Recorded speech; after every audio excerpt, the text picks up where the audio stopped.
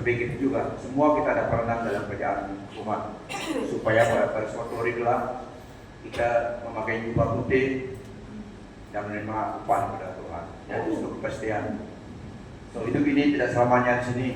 Di sini adalah masa kita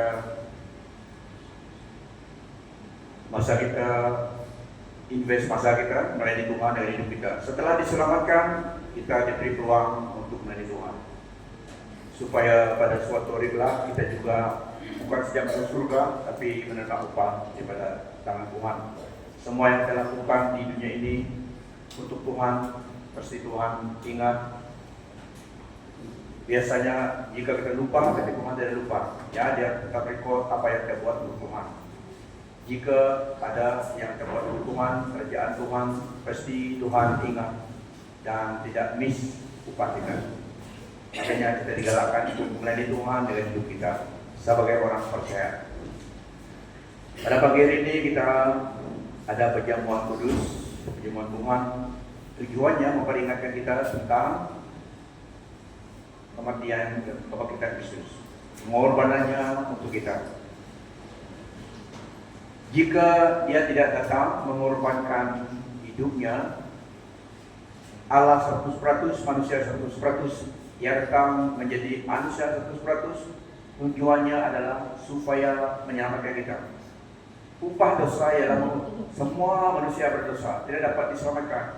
Semua manusia layak dihukum karena menentang Allah, karena semua orang berdosa. Yesus datang, Allah dalam Yesus datang 100% Allah, 100% manusia datang ke dunia ini. Tujuannya supaya menyelamatkan kita, mengalahkan kuasa kegelapan, kuasa iblis, dan memberi kita keselamatan. Setelah itu Dia balik ke surga dan firman-Nya ditinggalkan supaya disebarkan kepada setiap orang, supaya setiap orang yang percaya kepada Tuhan Yesus diselamatkan, dan siapa yang tidak percaya dihukum. Karena firman Tuhan itulah yang mengadili manusia di dunia ini. Semua yang percaya menerima dari Tuhan Yesus selamat. Firman-Nya mengatakan diselamatkan, dosa diampuni, tidak berdosa lagi di hadapan Tuhan. Setiap orang yang dalam Yesus Kristus itulah layak, kita layak oleh anugerah Tuhan masuk surga, ya. Tapi yang tidak menerima Tuhan, yang menolak Tuhan di dunia ini, yang mengancam pergerakan Tuhan ataupun mengancam hamba Tuhan seperti Saul, akan juga menerima hukuman balasan daripada Tuhan, consequences. Karena mereka bukan melawan hamba Tuhan, tapi mereka melawan Tuhan, directly melawan Tuhan. So Tuhan yang tutup balasan kepada manusia yang melakukan demikian.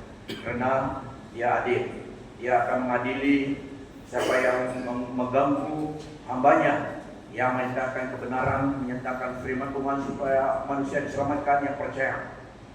Ya, itu satu.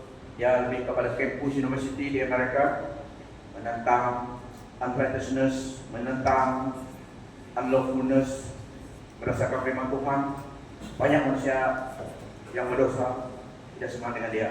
Tapi mandat dia adalah suara the voice of God in His generation, to review, to remain, and to give warning kepada generation-nya. Selesai tugasnya, dia balik. Jangan ada curang, dia menjadi mati seorang Matius, yaitu karena nama Yesus. Ya, semua orang manusia kalau Tuhan lama datang, semua bagaimana? Tanam kaki dalam tanah, kata orang, ya. Kalau Tuhan cepat datang, tidaklah kita masuk dalam tanah. Kalau dia lambat datang, kalau 20 tahun Tuhan belum datang, banyak kita yang sini lah kita pulang, ya. Tapi kita pulang, selesai tugas kita pulang. So sebagai orang percaya, itulah harapan yang pasti Tuhan berikan kepada kita. Karena tidak ada seorang yang hidup selamanya di dunia ini. Tapi orang yang percaya akan pulang hidup selamanya bersama dengan Tuhan. Ya, itulah firman Tuhan terus disebarkan minggu demi minggu supaya menyadarkan dan menghibur orang-orang yang mendengar. Seperti dalam waktu zaman Nuh, Nabi Nuh. Banyak yang semua rata-rata menolak warning berita yang kami beritakan. Karena mereka lihat langit bersih saja, kemarau. Tapi Tuhan telah berbicara. So itu juga pada generasi kita. Kedatangan Tuhan adalah seperti masa Nabi Nuh. Orang tidak menghiraukan warning yang Nabi Nuh pesan kepada generasinya pada masa itu. Mereka melihat keadaan yang di sekitar mereka kontras dengan apa berita Tuhan sampaikan oleh hambanya Nabi Nuh. Mereka mengolok dia. Kenapa orang tua membuat kapal di atas gunung? Kemarau ini gunung. Mana buat kapal? Mana ada bawahnya? Memang di luar pemikiran manusia. Tidak masuk akal. Ini gila nih. Mereka mengolok dia. Tapi dia dengar suara Tuhan, dia terus membuat kapal. Bergerak. 8 orang saja selamatkan keluarganya. Yang lain itu semua hapus oleh banjir. Sebenarnya zaman ini Allah tidak akan membanjiri dunia lagi dengan air bah, tetapi dengan api. So hampir sama dengan masa Nabi Nuh generasi kita. Banyak hamba Tuhan yang diutus untuk memberitakan kabar baik karena Allah masih setiap orang. Seperti disciples 31 tahun dia Yesus 33. Tapi selesai mandat dia pulang. Memang kesiannya yang tinggal istrinya dan 2 anaknya. Tapi Tuhan akan menjaga. Hidup kita dalam tangan Tuhan sama dengan kita hidup atau mati. Hidup kita directly bersama Tuhan. Semua manusia akan terbawa kepada Tuhan yang memberi kehidupan. So dia pulang karena tugasnya selesai. Istri dan anak-anaknya akan pulang juga, akan dijaga dengan dipelihara oleh Tuhan. Karena secara personal kita dengan Tuhan adalah personal. Hidup kita dengan Tuhan personal. Yang pertama personal. So dia telah mencurahkan bibit the seeds of Christ Witness di Amerika. Ya, banyak yang mendengar dia yang akan seperti dia dipakai oleh Tuhan menyambungkan berita pesan dari Tuhan. So Tuhan Yesus datang untuk kita dan karena dia telah datang kita diselamatkan. Jadi perjamuan Tuhan adalah memperingatkan kita tentang pengorbanan Tuhan Yesus untuk kita. 6 perkara yang Kristus lakukan, yang Tuhan Yesus selesaikan di dalam kematiannya pada 2000 tahun yang dulu. So kita akan berbicara 6 perkara yang Tuhan Yesus lakukan, accomplish di dalam dia mati untuk kita. Yang pertama adalah penebusan. Penebusan dalam bahasa Inggris juga atonement ataupun clear expiation, maksudnya removal of our sin and guilt. Tuhan Yesus melakukan yang pertama yang kita bicarakan di sini adalah kematiannya, remove ataupun expiate our sin and our guilt, dosa dan rasa bersalah tertuduh kepada kita. Yesus datang menghapuskan, remove rasa bersalah tertuduh karena dosa. Dulu, waktu zaman dulu, mereka menggunakan darah binatang melambangkan kedatangan Tuhan, darah Yesus. Digunakan darah binatang, lambang saja, dosa mereka tidak diampuni. Tetapi dalam hati mereka rasa bersalah. So tiap minggu lah mereka terus, imam terus membawa darah binatang untuk dosa-dosa umat Israel. Tapi Yesus Kristus telah datang, dia sekali untuk selama-lamanya saja. So dia telah datang. So ini maksudnya clear ataupun atonement. Dosa dan bukan dosa yang saya di remove, tetapi rasa bersalah dapat diiris karena Yesus telah datang, karena darah Yesus. Kalau dulu darah binatang melambangkan dosa mereka diampunkan, tetapi masih rasa bersalah dalam hati. Karena darah binatang tidak dapat memberi ketenangan dalam hati. Semua itu melambangkan menanti juru selamatnya akan datang. Dan Yesus telah datang. Kuasa darahnya bukan saja menghapus dosa kita, tetapi juga membebaskan kita daripada rasa bersalah tertuduh dalam hati kita. Ini yang pertama dilakukan. Clearance dosa kita, rasa bersalah dalam hati kita dihapuskan oleh Tuhan. Discharge mendadak karena kematiannya.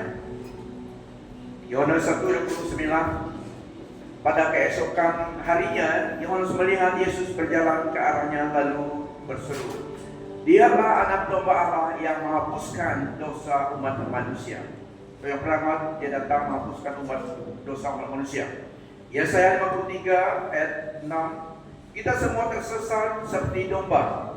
Setiap orang menyimpang menurut jalannya sendiri. Tetapi Tuhan telah menimpakan kepadanya kesalahan kita semua. Atas Yesus kesalahan manusia. Dia telah datang menanggung dosa kita, dan di atas dia dosa kita diletakkan dan dia menebus dosa kita. Ibrani 9 ayat 24. Kristus tidaklah masuk ke tempat cuci yang dibuat dengan tangan manusia, yaitu salinan tempat cuci sejati. Ia telah masuk ke surga sendiri di hadirat Allah untuk kita. Dia tidak perlu mempersembahkan dirinya berkali-kali sebagaimana imam besar masuk ke tempat yang maha suci setiap tahun dengan membawa darah makhluk lain. Andainya demikian, terpaksalah dia menderita berkali-kali sejak permulaan dunia. Dia tampil sekali saja sewaktu akhir zaman ini untuk menghapuskan dosa dengan mengorbankan dirinya. Dan sebagaimana manusia ditentukan mati sekali dan selepas itu dihakimkan, begitulah Kristus telah dikorbankan sekali untuk dosa semua manusia.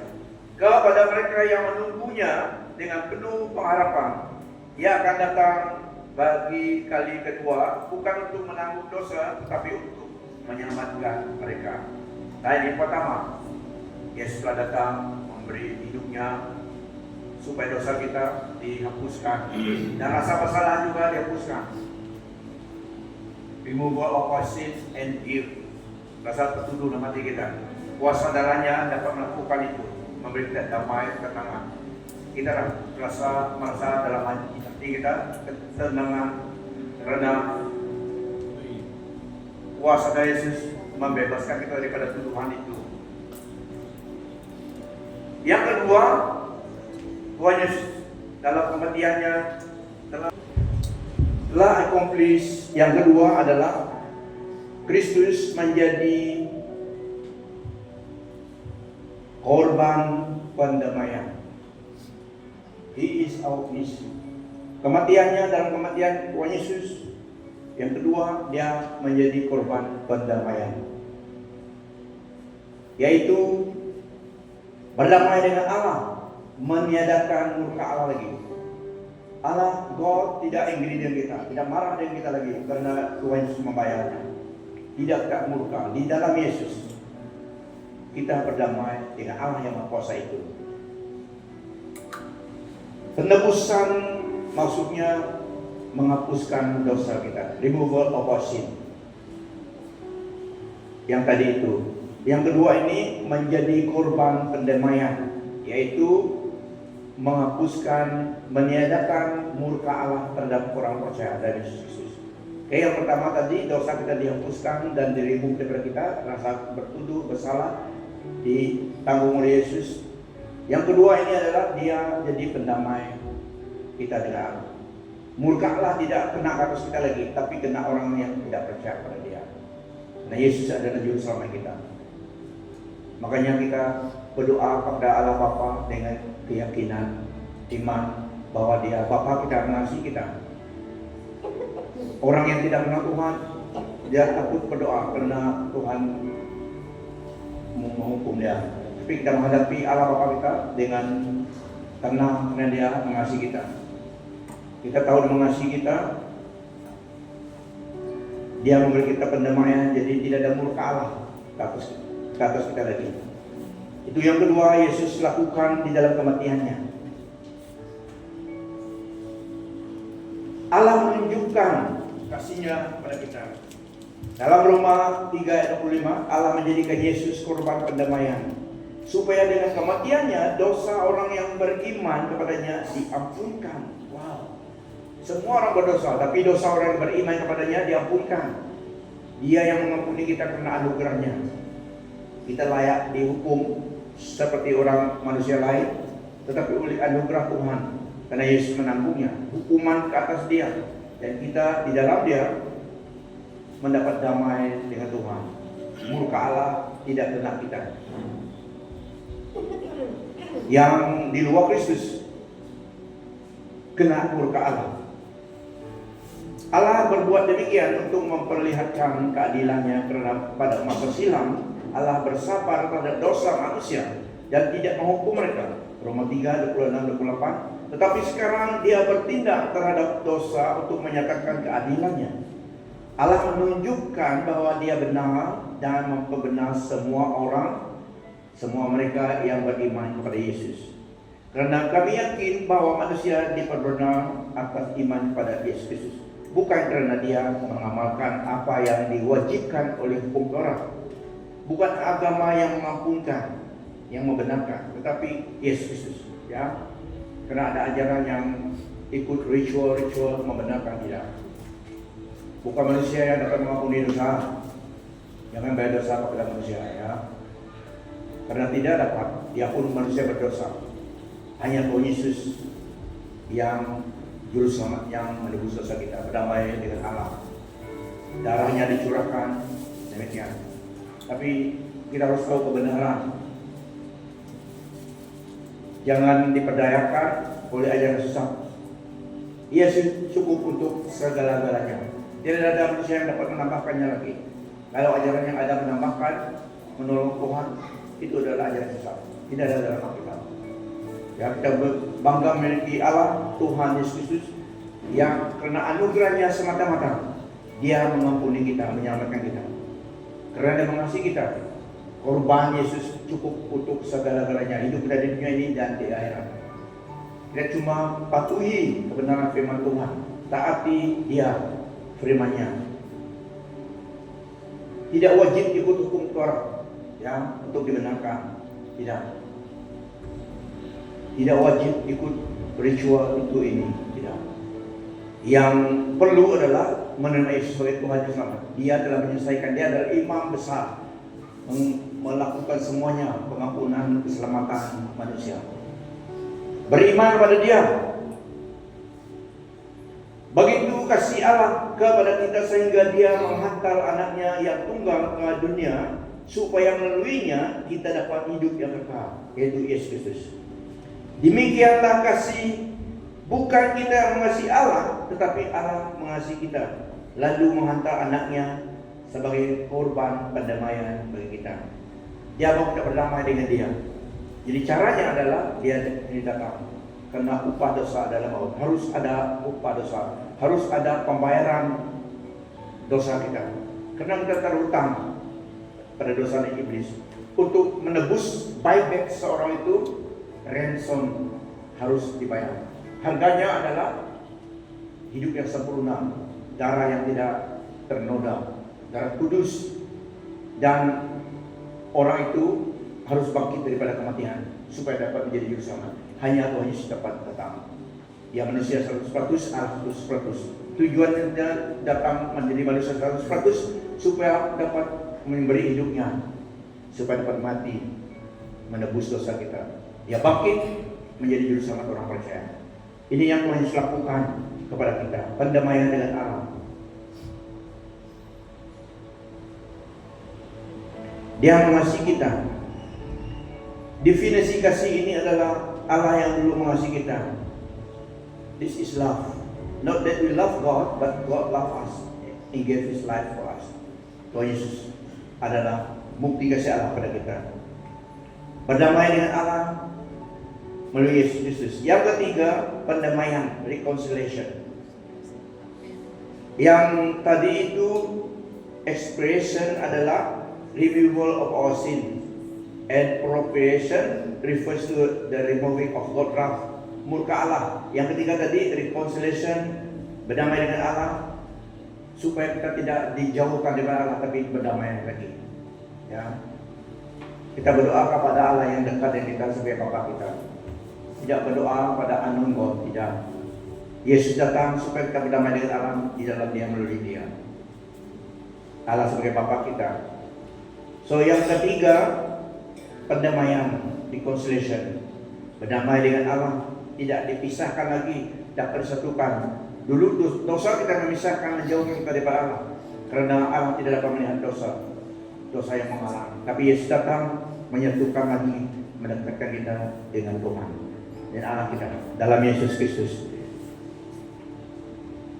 Tetapi Allah menunjukkan kasih-Nya sendiri terhadap kita dengan demikian. Ketika kita masih berdosa, Kristus telah mati untuk kita. Dan sebab sekarang kita telah diperbenar dengan darah-Nya, lebih-lebih lagi lah kita akan diselamatkan daripada kemurkaan Allah melalui Dia. Karena jika semasa kita musuh Allah, kita telah didamaikan dengannya melalui kematian anaknya, lebih-lebih lagi lah setelah didamaikan, kita akan diselamatkan melalui kehidupannya. Bukan ini saja, tetapi kita juga bersukacita dalam Allah melalui Tuhan kita Yesus Kristus, yang melaluinya kita telah menerima pendamaian. Yang ketiga, pendamaian tadi. Yang keempat, redemption juga. Dosa mengikatkan seseorang itu menjadi captivity dengan dosa. Dosa mengikatkan, dan untuk dilepaskan harus ada harganya. Harus ada harga dibayar supaya dilepaskan. So, kematian Kristus melakukan 3 perkara yang membebaskan dari tawanan dosa dan iblis. Karena kematian Yesus. Yang pertama, kutukan hukum Taurat. Tradisi hukum Taurat dan manusia. 3 things we have to be released from. Yesus datang membebaskan daripada itu. Yang pertama, the curse of the law. Hukum Taurat, undang-undang tradisi manusia, especially hukum Taurat. Tidak ada yang dapat ikut arahan itu. Tidak ada yang sempurna. Yesus datang melakukan kesempurnaan. Tuntutan hukum Taurat, the perfection of the law was made in Him. Dia yang satisfied God dengan menyelesaikan tuntutan Allah, menyempurnakan. So, Yesus datang kematiannya membebaskan kita daripada tuntutan hukum Taurat, termasuk hukuman tradisi manusia di dunia ini, seperti dalam Kolose. Yang kedua, rasa bersalah, the guilt of sin. Kematiannya membebaskan kita, deliver us daripada kutukan, the guilt of sin, rasa bersalah. Yang ketiga, kuasa dosa. Kristus datang menebus kita, redeem us daripada kuasa dosa. Kuasa dosa tidak mengeratkan kita lagi, kita telah dilepaskan, dibawa keluar. Yesus Kristus. Kristus telah menebus kita dari kutuk hukum Taurat dengan jalan menjadi kutuk karena kita. Sebab ada tertulis, terkutuklah orang yang digantung pada kayu salib. Yesus Kristus telah membuat ini supaya di dalam Dia berkat Abraham sampai kepada bangsa-bangsa lain, sehingga oleh iman kita menerima roh yang dijanjikan itu. Dia membebas kita daripada semua captivity. Roma 3. Namun demikian, dengan kasih kurnia Allah yang dikurniakannya dengan rela, manusia dapat diperbenar melalui penebusan yang terdapat dalam Yesus Kristus. Allah menjadikan Yesus korban pendamaian supaya dengan kematiannya dosa orang yang beriman kepadanya diampunkan. Allah berbuat demikian untuk memperlihatkan keadilannya, karena pada masa silam Allah bersabar terhadap dosa manusia dan tidak menghukum mereka.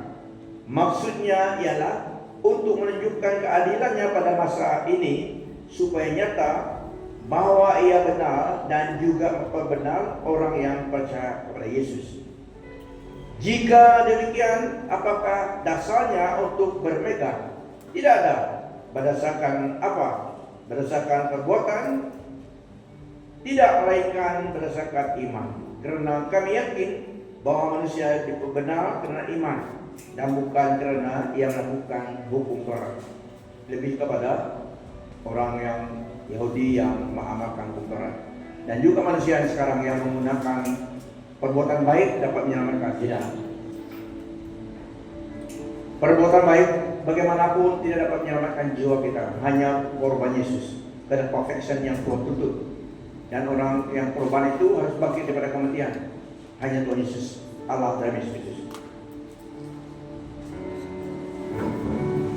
Kamu mengetahui bahwa untuk membebaskanmu daripada hidup sia-sia warisan nenek moyangmu, tebusannya bukanlah sesuatu yang dapat dibinasakan seperti perak atau emas, melainkan dengan darah yang mahal, yaitu darah Kristus, yang sama seperti darah anak domba yang tak bernoda dan tak bercacat. Ia telah dipilih sebelum dunia dijadikan, tetapi karena kamu, ia baru menyatakan dirinya pada zaman akhir. So sebenarnya ia dipilih sebelum dunia dijadikan. Allah telah merancangkan keselamatan kita sebelum dunia dijadikan, sebelum ada ciptaan. God in His foreknowledge sudah menyediakan penebusan dosa kita. Oleh Dialah kamu percaya kepada Allah yang telah membangkitkan Dia dari antara orang mati dan yang telah memuliakannya, sehingga imanmu dan pengharapanmu tertuju kepada Allah. Karena kamu telah dilahirkan kembali bukan dari benih yang fana, tetapi dari benih yang tidak fana oleh firman Tuhan yang hidup dan yang kekal. Sebab semua yang hidup adalah seperti rumput, dan segala kemuliaannya seperti bunga rumput. Rumput menjadi kering dan bunga gugur, tetapi firman Tuhan tetap untuk selama-lamanya. Inilah firman yang disampaikan Injil kepada kamu. So firman Tuhan kekal selamanya, disampaikan kepada kita supaya kita mengenal Dia yang kekal dan menerima Dia menjadi juru selamat kita. Dan yang kelima yang Tuhan Yesus accomplish di dalam kematiannya adalah mengalahkan kuasa kegelapan, defeat the power of darkness. Kematian dan kebangkitan Kristus menghancurkan, mengalahkan kuasa iblis. Kolose 2 ayat 15 memberi kita kebenaran itu. Setelah menumpaskan segala roh yang berkuasa dan memerintah, Dia mendedahkan mereka di hadapan orang ramai dan menunjukkan bahwa Dia telah menakluk mereka dalam salib. Yesus mendekati mereka dan berkata, "Kepadaku telah diberikan segala kuasa di surga dan di bumi. Karena itu pergilah jadikanlah semua bangsa muridku, dan baptislah mereka dalam nama Bapa dan Anak dan Roh Kudus, dan ajarlah mereka melakukan segala sesuatu yang telah kuperintahkan kepadamu, dan ketahuilah aku menyertai kamu senantiasa sampai kepada akhir zaman." Ini yang Yesus lakukan dalam kematiannya. Dia mati dan hidup semula. Wahyu 1:17-18. Ketika aku melihat Dia, tersungkurlah aku di depan kakinya, sama seperti orang yang mati. Tapi Ia meletakkan tangan kanannya ke atasku, lalu berkata, "Jangan takut, aku adalah yang awal dan yang akhir dan yang hidup. Aku telah mati, namun lihatlah aku hidup sampai selama-lamanya, dan aku memegang segala kunci maut dan kerajaan maut." So dalam nama Yesus Kristus, setelah Dia melakukan dalam kematian kebangkitannya, segala kuasa di dalam tangannya, dan dalam nama Yesus semua lutut akan bertelut, semua lidah akan mengaku Yesus adalah Tuhan.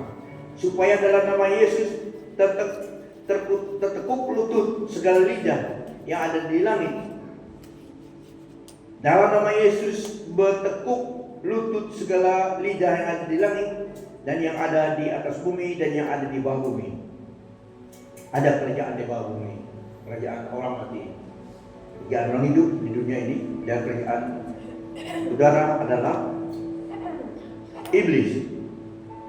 So semuanya mengaku Yesus adalah Tuhan. Every knee shall bow, every tongue confess Yesus adalah Tuhan, bagi kemuliaan Allah Bapa. Di dalam kematian Yesus accomplish perkara ini. Segala kuasa di tangannya, dan dalam namanya semua lidah akan mengaku, semua lutut akan bertelut. Every knee shall bow down, mengaku Dia adalah. Yang keenam, ada perkara yang Tuhan Yesus lakukan dalam kematiannya. Dia melakukan semuanya dalam kematiannya sebagai penggantian untuk kita, substitution, our substitute. Dia melakukan semuanya karena kita tidak dapat melakukan.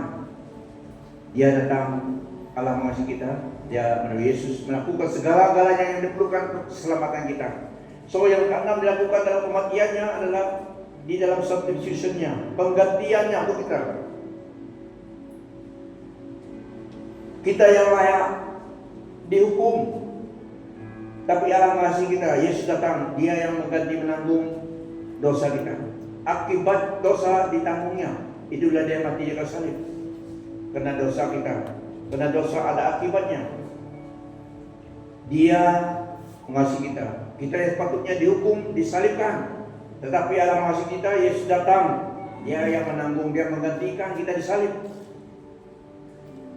Lihat kawanmu, kamu patut disalib. Hari itu kamu yang patut disalib. Tapi Allah mengasihi kita, Tuhan Yesus datang, dia yang disalib ganti kita. Ini yang dilakukan. Karena dia mengasihi kita. Manusia disalibkan karena berdosa. Karena pencuri, dua pencuri disalibkan, banyak pencuri disalibkan waktu zaman Roman. Teruk pada hukuman Roman dulu. Teruk daripada hukuman Jepun. Ya, hukuman Jepun orang katakan teruk lagi. Tapi orang Romawi lagi teruk menghukum mereka. Disalibkan. Biar mereka mati pelan-pelan, merasakan siksaan, tidak dibunuh terus. Sekarang ini banyak yang mati senang, elektrik chair sekejap, ditembak sekejap. Orang Roma dulu disengajakan disalib, pencuri disalib, yang jahat ini kriminal disalib.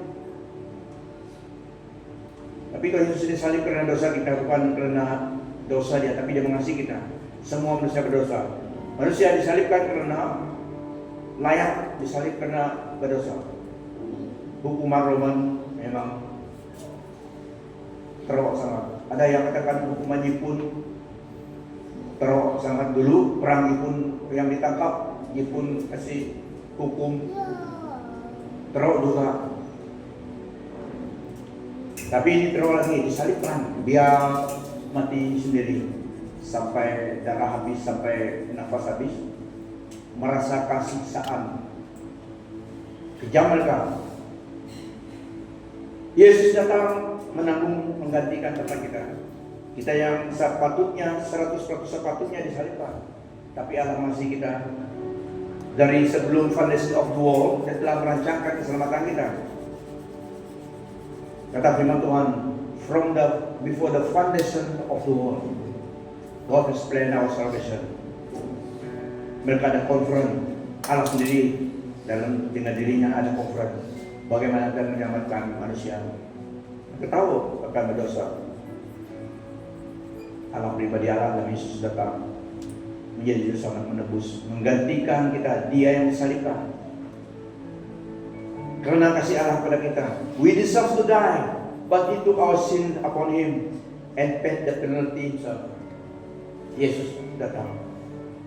Makanya sesiapa yang menolak Tuhan Yesus dalam hidupnya di dunia ini akan juga menghadap dengan Dia, bukan sebagai juru selamat, tapi sebagai Allah Hakim yang adil. Dia Allah telah memberi hidupnya untuk keselamatan jiwa manusia, tapi masih ada yang disesatkan oleh iblis dan juga dipilih yang memilih jalan iblis, jalan dirinya menolak Yesus. Pada suatu hari kelak, setelah 100 tahun hidup di dunia ini, jika sampai demikian, mereka akan berjumpa dengan Tuhan Yesus, Allah yang benar dan hidupnya kekal ini, bukan menjadi juru selamat, tapi sebagai Allah. Dia akan judge mereka, firman-Nya akan judge mereka. Firman Tuhan telah menyatakan keselamatan dan hukuman dalam firman Tuhan. Tuhan Yesus tak perlu menghakimi mereka lagi, firman-Nya yang hidup menghakimi manusia. Menolak Tuhan, menghadapi Dia, bukan sebagai juru selamat, sebagai hakim. Tetapi Allah menunjukkan kasih-Nya sendiri terhadap kita dengan demikian. Ketika kita masih berdosa, Kristus telah mati untuk kita. Islam itu kasih. Kasih itu kasih Allah. Definisi kasih Allah adalah demikian.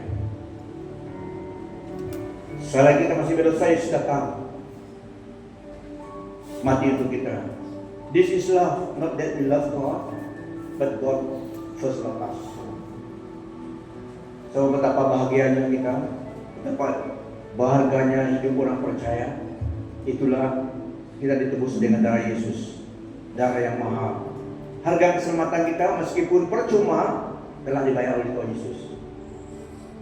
So that should be sesuatu yang encourage us, yang mendorong kita untuk hidup melayani Tuhan dari hidup kita.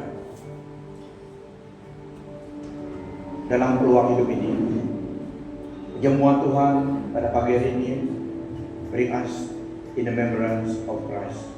Apa yang dilakukan untuk kita. Of all people in this life, orang Kristen yang sungguh dalam Tuhan adalah umat yang bahagia dalam hidup ini. Karena apabila kita selesai masa kita pulang di tempat yang lebih baik lagi. Waktu di sini semua manusia di dunia menghadapi cobaan seperti orang Kristen juga, tetapi kita ditolong oleh Tuhan, diberi anugerahnya, kita dapat melalui semuanya. Pada bisnis kita pulang menerima upah dari Tuhan.